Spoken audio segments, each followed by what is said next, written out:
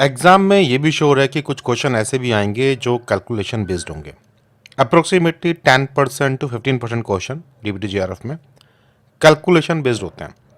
और भाई हम ठहरे बायोलॉजी वाले, तो कई बार कैलकुलेशन देख करके हम डर जाते हैं बिना ये ट्राई किए कि वो कितनी मुश्किल है कितनी आसान है। बात कर रहा हूँ मैं डीबीटी जीआरएफ 2025 प्रिपरेशन की। यह है PYQ सेशन 2024 के पेपर के साथ और यह है इसका पार्ट 4। अब तुम ही सोच के बोलो यार कि साइंस बिना कैलकुलेशन के होती है क्या? मैं टिपिकल मैथ की बात नहीं कर रहा। बायोलॉजी के अंदर भी लिमिटेड अमाउंट ऑफ कैलकुलेशन है और बिना उसके हम लोग काम ही नहीं कर सकते। जैसे डीएनए की कंसंट्रेशन, नॉर्मल से एक पीसीआर की रिएक्शन लगानी होगी तो वहां भी कंसंट्रेशन मैटर करती हैं। चलिए अब ऐसे कुछ क्वेश्चन देखते हैं जहां सिंपल कैलकुलेशन है, कोई डराने वाली कहानी नहीं है। मोल कॉन्सेप्ट सबसे कॉमन है, लगभग सभी एग्जाम में मोल कॉन्सेप्ट के आसपास के सवाल आते हैं। एक आता है मोलरिटी को लेकर के और एक आता है एवोगाड्रो नंबर को लेकर के, और इस पेपर के अंदर दोनों को लेकर के ही सवाल था। क्वेश्चन है how many grams of NaOH is required to make 100 ml of 0.2 molar solution of NaOH, और ऑप्शन दे रखा है 2, 8, 40 और 0.8। ऑड वन आउट कर लो 0.8, बट तीर तुकों की बात थोड़ी कर रहे हैं हम लोग। चलिए देखते हैं कि कैलकुलेशन क्या कहती है। भाई सबसे पहली बात तो ये कि as per the mole concept, simple तो शुरू करते हैं। एक मोल किसे कहेंगे? एक मोल है gram equivalent to molecular weight, जिस भी हम सब्सटेंस की बात करने वाले हैं, इन 1 लीटर। और यहाँ हमारे पास जो मोलिक्यूल है उसका नाम है NaOH। तो पहले तो मुझे इसका मोलिकुलर वेट पता होना चाहिए। भाई NaOH में है सोडियम, ऑक्सीजन एंड हाइड्रोजन। तो इनके हमने एटॉमिक वेट रख लिए हैं 23, 16 एंड 1, और सबको जोड़ करके 40 डाल्टन इसका मेरे पास मोलिकुलर वेट आ गया। अब जो इक्वेशन कह रही थी वो बोल रही थी कि 1 मोल होता है grams equivalent to molecular weight per litre. तो इस हिसाब से 1 मोल NaOH का मतलब है 40 ग्राम इन 1000 ml। लेकिन क्वेश्चन में क्योंकि 100 ml दे रखा है तो यहीं पर मैंने वॉल्यूम डिक्रीज कर ली।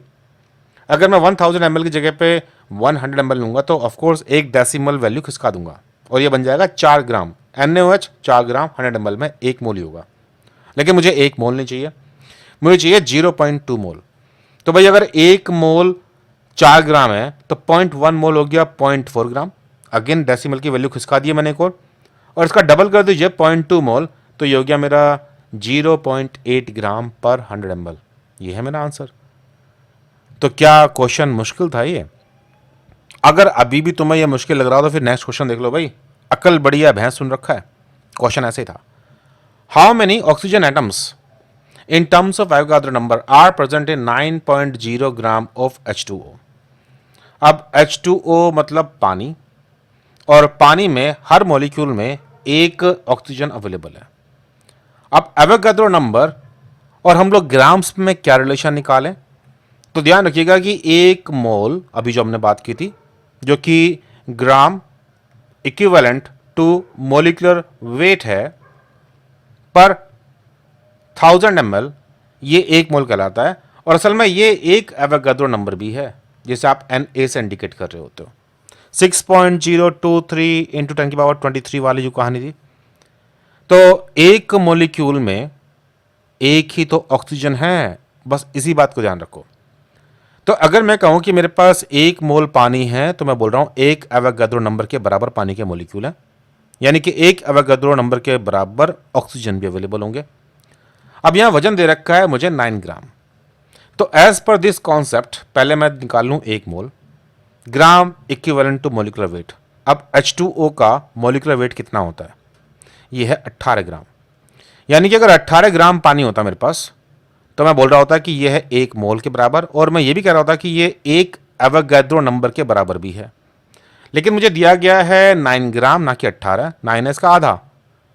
तो भाई 9 ग्राम का मतलब हो गया आधा मोल, या फिर कह दीजिए कि आधा एवोगाड्रो नंबर। मिल गया आंसर। Answer number 3। यहां तक कैलकुलेशन भी नहीं करनी थी, सिंपल सा रिलेशन देखना था। बस बेसिक कॉन्सेप्ट क्लियर होती है तो काम अच्छे से बन जाते हैं। आप भी iFly के साथ सेफ क्लासेस ज्वाइन कर सकते हैं, शॉर्ट, एक्यूरेट, फास्ट और एफिशिएंट। इन क्लासेस को ज्वाइन करने के लिए मुझे व्हाट्सएप कीजिए 9013902981, और जल्दी से मिलते हैं एक और वीडियो में कुछ और सॉल्यूशन के साथ। तब तक के लिए बाय बाय।